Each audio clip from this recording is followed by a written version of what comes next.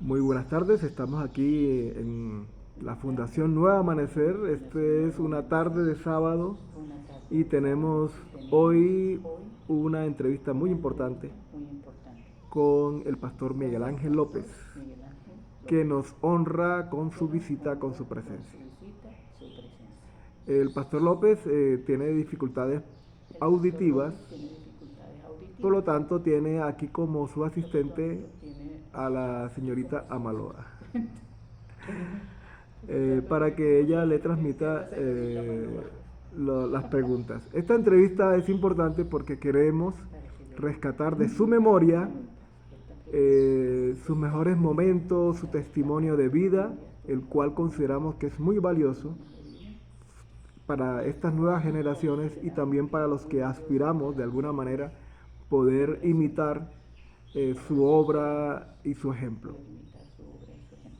Así que comenzaremos preguntándole al pastor Miguel Ángel López Comenzaremos sobre preguntándole los al pastor inicios Miguel Ángel de su López vida, sobre los donde inicios de su nació, vida, dónde cómo nació, creció y cómo cómo creció conoció el y cómo mensaje conoció el adventista. mensaje adventista. Nací en un cerro del municipio de Natagaima, Tolima, lugar muy privilegiado por su naturaleza y su fertilidad, pues era una finca de ganadera y de cosechas de café. Se llamaba Montefrío y quedaba cerca de una estación del ferrocarril que se llamaba Celiano Duzán, y de ahí se viajaba a Natagaima, donde fui bautizado en la iglesia católica. Nací el 10 de diciembre de 1934. ¿Cómo conociste el mensaje? No, ¿Cómo conociste el mensaje? bueno, transcurrió mi vida en la capital del Tolima los primeros años. Nos mudamos a Ibagué y ahí hice mi primaria. Mi hermano Hernando López era ya adventista del séptimo día, un misionero laico, extraordinario, viajaba por los cerros de Ibagué esparciendo el mensaje y llevando productos que hacía manuales de su trabajo. Entonces había una iglesia adventista pequeña y cuando ya fui para estudiar mi bachillerato en Neiva, la capital del Huila, porque se dividió el Tolima Grande en dos, quedando una parte del Tolima con su capital en Ibagué y otra que se llamó el Huila con su capital en Neiva. Viajaba entonces en la vacación para ir a visitar a mi hermano y su familia. Entonces él me invitaba los sábados a la iglesia. Era una iglesia pequeña, tenía un mezanincito atrás, muy cordial, muy cristiana, pero de pocos miembros. Ahí conocí los primeros pastores. Entonces tenía pues un conocimiento somero de la fe adventista. Yo estudiaba en el Colegio Nacional de Santa Librada de Neiva, el más grande de los colegios de bachillerato que había en la capital. Entonces, en ese ir y venir, conocí a algunos que también viajaban en ferrocarril y recuerdo una familia de apellido Díaz. Eran pequeños así y ellos me los encontraba a veces en el viaje en el ferrocarril. El ferrocarril llevaba sus asientos mirándose los de uno con el otro lado y las ventanas, entonces podía uno conversar y ellos no perdían tiempo de evangelizarme. Pues yo no sabía qué era eso, pero me hablaban de Cristo y de las Escrituras y todo eso, y no volví a verlos mientras no volví a viajar y a no encontrarlos, porque una vez que yo comencé a trabajar, mis viajes a Ibagué mermaron, porque pues no había suficiente tiempo y no coincidían las vacaciones con las del año escolar. Mis vacaciones me las daban cuando era el momento, así que no había premura de ir para disfrutar las vacaciones con la familia. Entonces, después de un tiempo, la necesidad financiera, porque habíamos perdido la finca atrás, la finquita donde mi madre manejaba, porque mi padre murió muy temprano, se incendió, se perdió, y entonces tuvimos ya que comenzar el viaje. Ella se ubicó finalmente en Neiva, comenzó a atender un negocio en la plaza de mercado y yo en el tiempo libre le ayudaba. Entonces se dio la necesidad de trabajar y me consiguieron un empleo inicial en el Banco del Comercio de Neiva. Ahí comencé manejando una máquina de extractar cuentas. Era la única máquina automática que en ese tiempo funcionaba. Los bancos funcionaban con ¿cómo se llama? Sumadoras, ¿sí?, de mano con rollos de papel, y los libros de registro de las cuentas corrientes se llevaban a mano. Entonces era rudimentario, pero era un buen banco. Ahí comencé mi trabajo y comencé a dar las primeras, que dijéramos, a tomar las primeras lecciones de economía, porque cuando eso, los trabajadores del banco no eran autómatas que manejaban una máquina que ya estaba programada. Había que tomar decisiones, había que participar en las juntas, había que atender a las personas de manera personal, y entonces pues fui desarrollando esa manera de tratar la gente, de entender sus preguntas y de acondicionar las respuestas a sus necesidades. Pasando el tiempo, fui adquiriendo una rara cualidad, y es que las cuentas corrientes se abrían y se registraba la firma. Los cheques no se pagaban a menos que la firma fuera exactamente la firma registrada.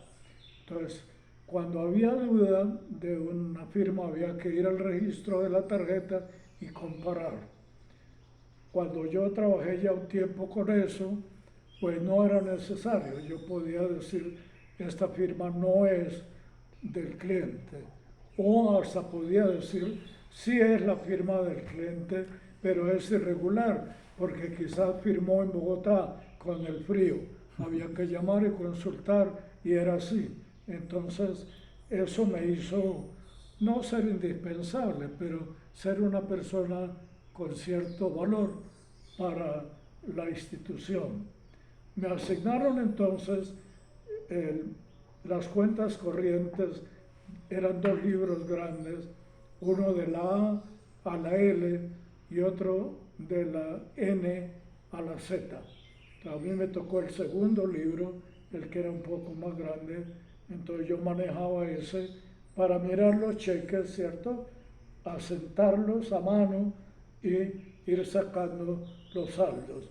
Luego los pasaban a un extractor, donde hacían el estado de cuenta que se enviaba.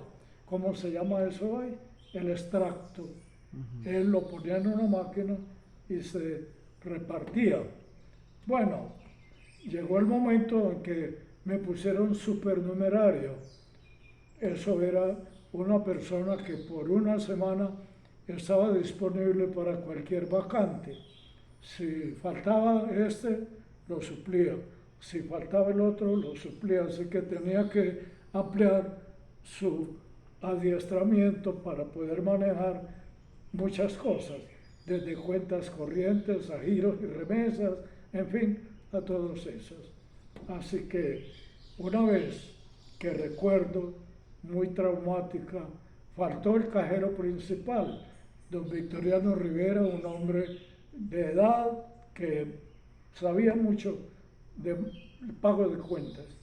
Ese día hubo un movimiento tremendo, el cerro de cheques que se pagaron fue enorme, y al hacer el sondeo de caja a la mitad me faltaba una cantidad de dinero. Entonces fue traumático porque enseguida el banco toma sus medidas por si la persona fue deshonesta, ¿sí? Entonces uno está en entredicho y yo estaba muy angustiado porque era mucho el dinero en aquel tiempo que faltaba. Entonces me quedó un recurso, llamar por teléfono a Victorio, que le decíamos Victorio con mucho cariño, y decirle: mire Victorio, venga, me ayuda porque tengo tal problema. Él vino, me hizo poner sobre la mesa el cerro de cheques y comenzó a mirar cada uno. Miraba, sacaba cuenta en su mente y dijo: aquí está el error. Yo me sorprendí, ¿sí? Porque cuando se invierte un número, la diferencia es siempre 9, ¿sí? Entonces él estaba haciendo esa cuenta, dijo: aquí está, aquí hay un error, aquí si el cheque se toma, por decir, por 1980 o por 890, 1800, no, tienen una clave para... Y lo miró y dijo: pero no se preocupe, es un amigo mío que trabaja aquí tiene una arrocera aquí en Campo Alegre, a hora y cuarto de Neiva. Vamos a tomar un taxi y vamos allá. Así que fuimos, nos atendió el señor y Victorio de una vez le dijo: vengo por tanto que este muchacho le dio más a usted en el pago del cheque. Wow. Entonces el señor, el negociante, dijo: no hay problema, yo traje la plata y está como la traje en la caja, porque es para pagar mañana. Entonces de una vez él abrió la caja y sí, ahí estaba el dinero. No había máquinas. Hoy en día, cuando se paga un cheque, ya hay una máquina que registra cuántos billetes de tanto le dio, cuántos de tanto y cuántos de tanto, y queda toda la historia del cheque. Cuando eso, no había eso. Había que poner el esqueleto y correr el riesgo de perder el trabajo y irse a la cárcel, porque no había de otra. Bueno. Así que andando el tiempo, ¿sí? Comencé a ir a Campo Alegre, justo donde vivía el señor de la historia del cheque, porque había una iglesia adventista pequeñita allá, y entonces los sábados, una vez que cerrábamos el balance a las 12, y no nos demorábamos porque había veces había que quedarse hasta las 4, hasta que cuadraran todos los datos, ¿sí? Iba entonces a la iglesia. Allá conocí al primer pastor adventista que conocí, el pastor Luis Almeida, el papá de Rosalba, Newell, Rosalba Almeida de Newell. Y ya medio conocía al pastor Quiñones, ¿sí? El pariente del pastor Luis Flores, que era el pastor de la iglesita en Ibagué. Fueron los dos contactos iniciales que yo tuve. Era la familia Villamil, personas que manejaban arroceras de bastante solvencia económica en el pueblo, adventistas, y sobre todo de un espíritu misionero como pocos hay. Ellos hospedaban ahí a los colportores para facilitarles el trabajo misionero, y a mí me recibieron con mucho cariño, yo iba ahí y luego iba a la iglesia. Pero me amarró una vez que cuando llegué iban a celebrar la cena del Señor. Entonces, al saber que era la cena del Señor, yo le dije a los Villamil que me iba. Digo, no, quédese. Entonces le digo, pero yo no puedo participar en eso porque ya tenía los antecedentes de Ibagué de que los que no eran bautizados no les permitían tomar la cena del Señor. Digo, no, quédese, no importa. Como eran tan cariñosos, yo acepté a quedarme. Y al llegar el momento en que se anuncia pasar del sermón al lavatorio, el pastor dijo las siguientes palabras. Dijo, la cena del Señor es abierta para todos. El que considere que quiere tomar, siéntase libre de tomarlo. Entonces, pues yo fui, lavé los pies, tomé la cena del Señor y eso me amarró. Yo seguía ese principio cuando participaba dirigiendo la cena del Señor. Y cuando llegó don José Díaz aquí, ayer o antier, De Mérida. de Venezuela. ¿Ah? Sí, pero ya se fue, ayer. Ayer. Sí. Nos saludamos aquí, me abrazó y me dijo, ¿usted es el pastor Miguel López? Le digo, sí. ¿Por qué?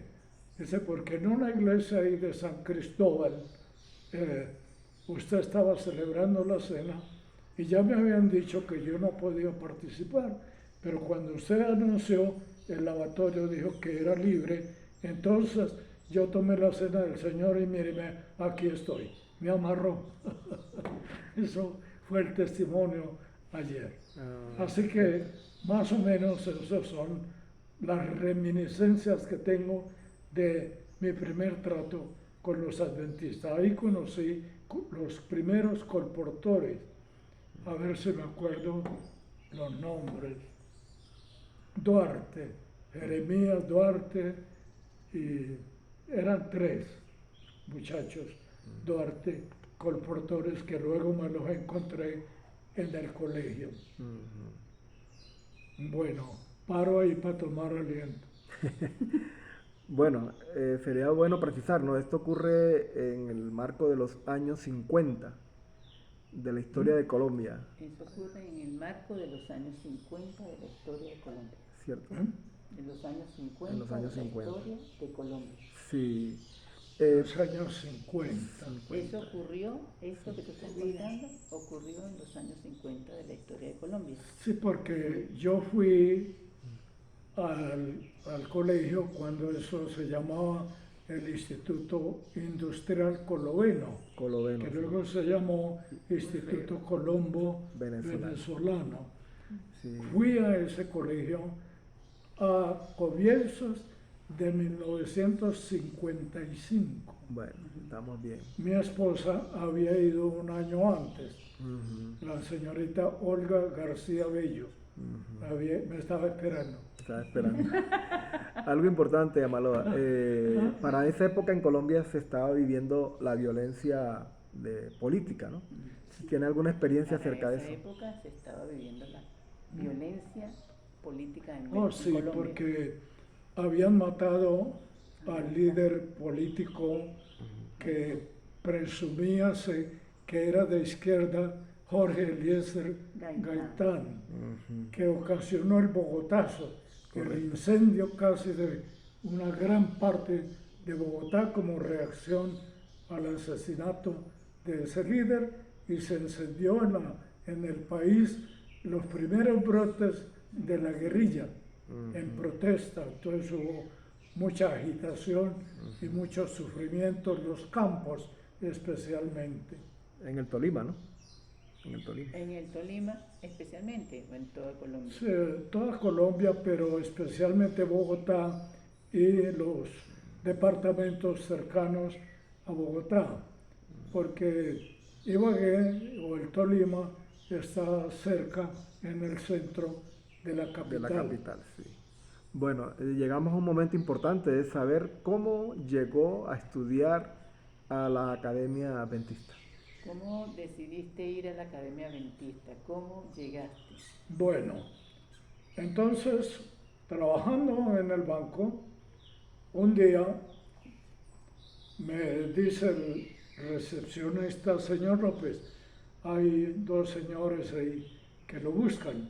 Había un mostrador así cerca donde yo tenía mi escritorio, me paré ahí y ellos vinieron y se presentaron como corporadores. Estaban hospedados allá en Campo Alegre. Entonces, había una, ¿cómo decir? Ya había una relación. Había un antecedente para poder recibirlos. Entonces los saludé y ellos me dijeron que querían colportar en el banco. Yo ya sabía que era eso. Les dije, pues es muy difícil aquí porque aquí no se puede interrumpir a los funcionarios. Ustedes tienen que hablar con cada uno y eso no va a ser posible. Pero déjenme, yo voy a hablar con el doctor Eduardo de Castro, que es el gerente, para ver qué se puede hacer.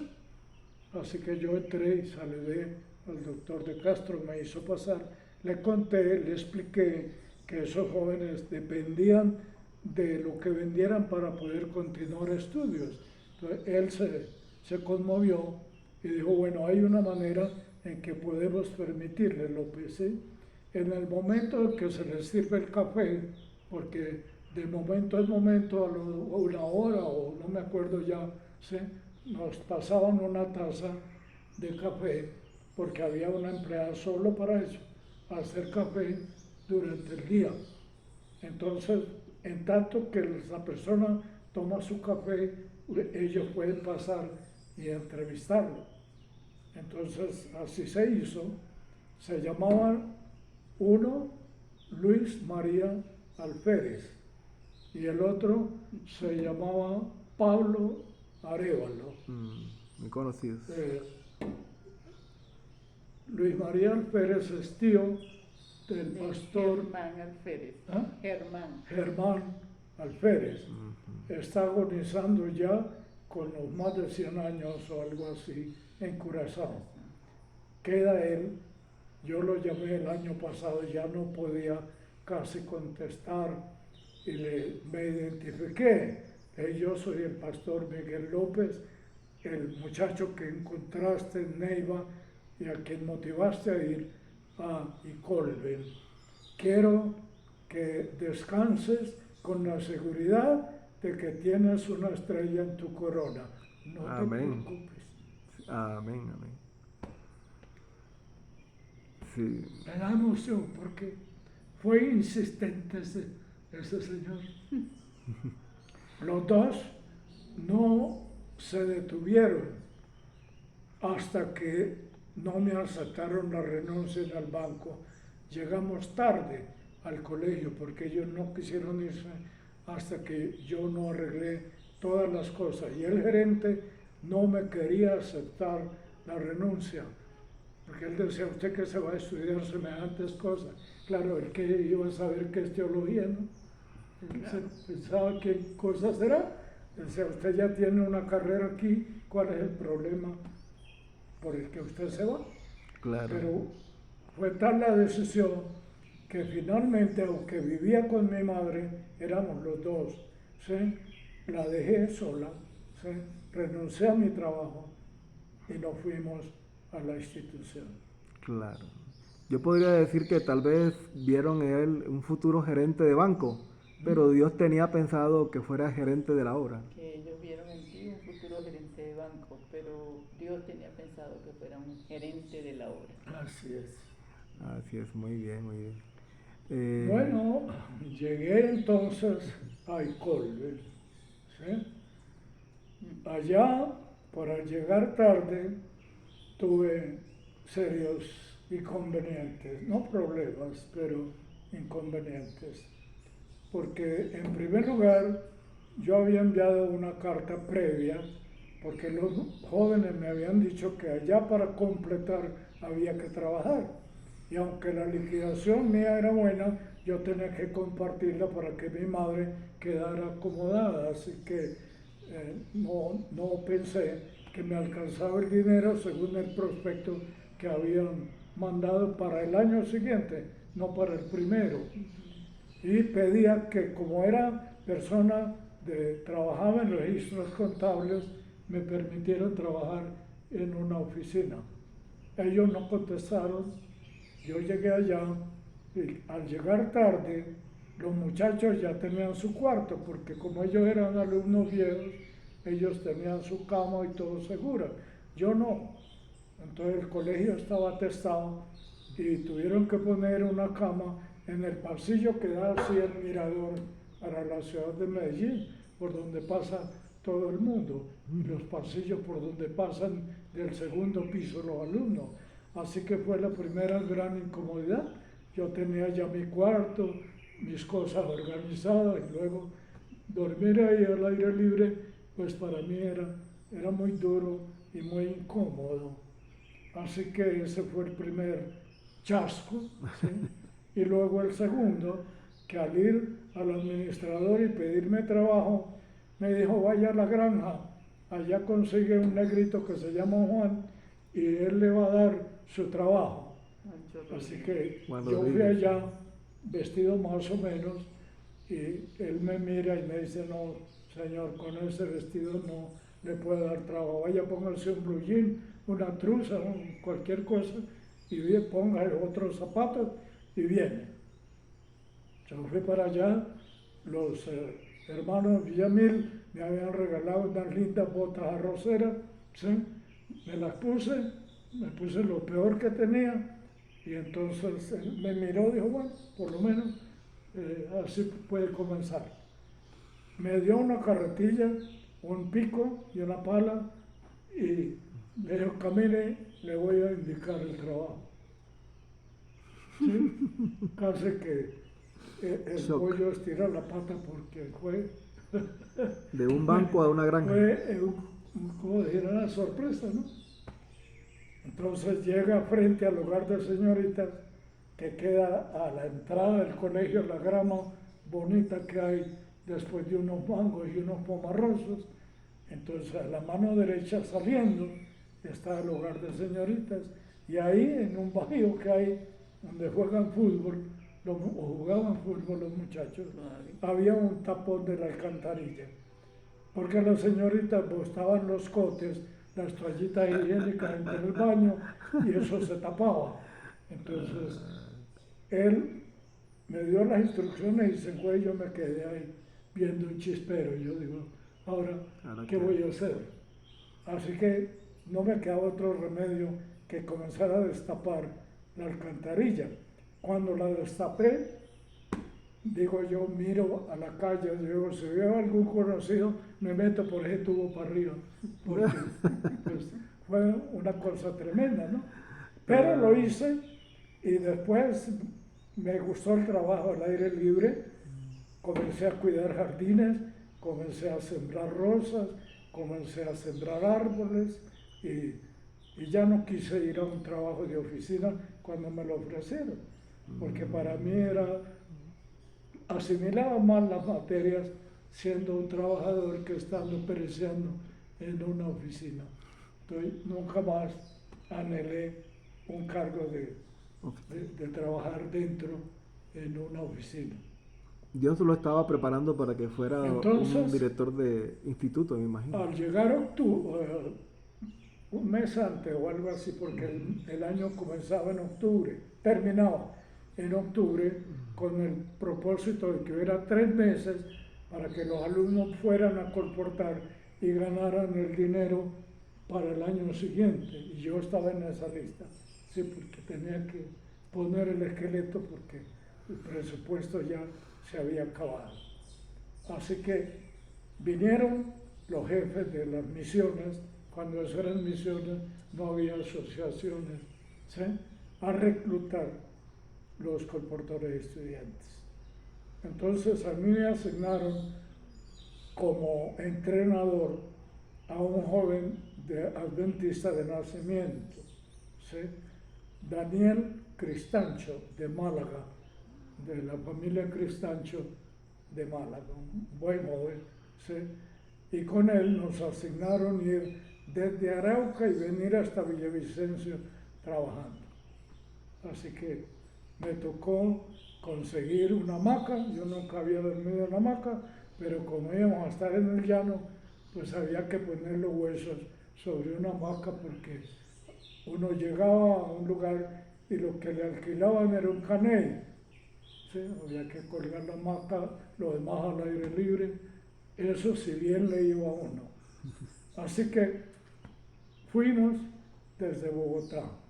Era la señora Paula W. García, venezolana, la tesorera de la Misión Colombiana de Bogotá.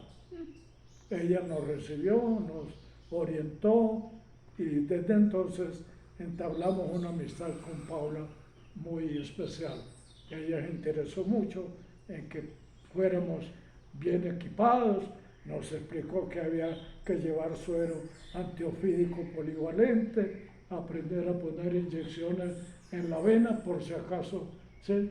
Nos mordía una mapanare o cualquier animal así. Así que note que se le ponen a uno los pelos de punta, porque pues yo no, yo sí había visto culebras, eran así, de chiquiticas, ¿no? Así que viajamos entonces a Arauca en un avión de Avianca, y era un avión de carga. Era un chéchere todo destartalado, que a la barriga tenía un par de tablas, y ahí uno se amarraba, y en el centro iba el mercado para Arauca. Ahí iban las cajas de todo. Así que fuimos a Arauca en medio pues de ese viaje elegante y especial, y al llegar allá llevábamos varias cajas porque Paula nos había dicho, el avión entra a Arauca solo una vez o dos en el mes, así que si ustedes necesitan libros para vender, llévense unas cajas de una vez. Así que llevamos como 4 o 5 cajas y llegamos al aeropuerto y nos bajamos y era un potrero. O sea, ¿sí? Ahí aterrizó el avión, no había ninguna oficina, por allá una torre que estaba en una mateguada, por allá era la torre, y nadie vino a ayudarnos con las cajas. Así que tuvimos que agarrar una caja, cada uno llevarla a unos metros y luego volver por las otras, y así llegamos hasta que llegamos al lugar donde por lo menos podíamos conseguir una carretilla para que nos llevaran a Arauca. Esa fue la bienvenida. ¿Sí? Llegamos entonces como cualquier hijo de vecino, como los colportores llegaban a buscar un hospedaje sin plata, porque había que, íbamos apenas con el pasaje y algunas platica para gastos, pero había que conseguir comida, hospedaje y todo eso, pensando en lo que iba a entrar. Así que la única pensión que había tenía dormitorios múltiples. O sea, era un salón donde había varias camas y solo una mesita separaba al uno del otro. Como un internado. Así que ahí hicimos el contrato, nos acomodamos, pero pasó que esa noche llegó la banda de Arauca porque se celebraba la primera feria exposición de Arauca. Así que todo el pueblo estaba alborotado con eso y no pudimos dormir porque ensayando el saxofón y este aparato y el otro, no pudimos dormir. ¿Cómo vamos a quedarnos ahí en medio de todo ese grupo de personas bochincheras para nosotros ir a trabajar y orar y leer y estudiar la Biblia? Entonces Daniel, que era adventista, pues se preocupó, quizás por mí, ¿no? Porque pues, él era hasta cierto punto responsable de cómo iba yo a reaccionar frente a ese entrenamiento. Entonces él estaba triste y le digo, Daniel, ¿qué te pasa? Y dice, estoy triste porque ¿qué vamos a hacer? Esta es la única pensión que hay aquí. Le digo, Daniel, no se achicopale, vamos al parque ahí a respirar. Ya eran como las 2 o 3 de la tarde, daba el sol caliente. nos sentamos en el parque y delante estaba la catedral, estaba abierta. A medida que el sol calentaba, digo, Daniel, entremos y nos sentamos allá. A lo mejor las monjitas están cantando, está sonando el órgano y nosotros aquí desperdiciando el séptimo. Usted sabe, un adventista de nacimiento pisar una iglesia, él si hubiera sido católico habría hecho así. No, yo digo, mire Daniel, ellos no comen gente, no va a pasar nada, vamos. Y me costó trabajo arrastrarlo casi para entrar. Entramos, linda la catedral, porque es una arquidiócesis, ¿no? Como es la capital, tiene, ¿cómo se llama? Arzobispo. Arzobispo. Entonces le caminé, entre, voy a mostrarle los muñecos y le voy a explicar cómo es la cosa. Y así casi de rastra, cogimos la nave derecha, digo, mira, aquí queda el bautisterio, aquí se bautizan los niños. Vienen los padres y traen un padrino o una madrina, y los patarribianos aquí con la cabeza sobre esta pila, y el sacerdote viene y le echa agua, lo pone el nombre y le da un poquito de sal en la boca y se lo entrega. Entonces comenzamos a explicarle, íbamos como a la mitad mirando el San Roque, el patrón de los lisiados que tienen problemas y úlceras y cosas. Y le estaba yo explicando cuando sale Monseñor con todo su atendo allá ¿cómo se llama? Al altar mayor. Enseguida alguien miró y casi sale corriendo. Digo, no, eso no va a pasar nada, quédese. Él aceptó, se quedó. Y cuando la iglesia estaba sola, completamente sola, cuando él vio, dos jóvenes se vino. Ese fue el punto culminante, porque casi Daniel sale corriendo, me tocó agarrarlo. Le dije, no, ellos no comen gente, déjenlo, saludamos. Viene muy cordial, Monseñor Tenreiros de España, nos saludó con mucho cariño y nos preguntó de dónde veníamos. Eso rompió el hielo, porque al decir que veníamos de Antioquia, pues él pensaba que éramos católicos a morir, porque ¿qué otra cosa podía pensar? Claro. Así que nos abrazó y nos dijo bienvenidos, y Daniel entonces cambió. ¿Dónde se hospedaron? Entonces contestó él. Dijo, nos hospedamos en la pensión allá. Pero, Monseñor, no pudimos dormir. Él soltó la lengua. Entonces, dijo, porque llegó, le explicó, había llegado la banda, y entonces Monseñor se preocupó, ¿sí? Y fíjese lo que dice Daniel. Dice, Monseñor, usted no tiene por aquí en el corredor donde colguemos las hamacas para que podamos hospedarnos aquí. Ahora el asustado fui yo, porque bueno, se metió en la gente el lobo, porque ahora, ¿sí? Con los libros y todo eso, ¿cómo hacemos? Entonces él dijo, no hijos, no, porque son la fiesta de Arauca, vienen todos los curas de los pueblos, antes me falta donde acomodar gente. Pero vengan, pasen a mi despacho. Entramos al despacho, un espacio dorado, con sillas doradas y todo eso. Dijo, siéntense. Y sacó una tarjeta, escribió, la firmó y le puso un sello. Y se la mandaba al contralor. Le decía que hospedara, por favor, a ese par de jóvenes. Así que tuvimos casa, tuvimos comida, tuvimos de todo en la mejor casa del pueblo. ¡Wow! Dios. ¡Qué testimonio!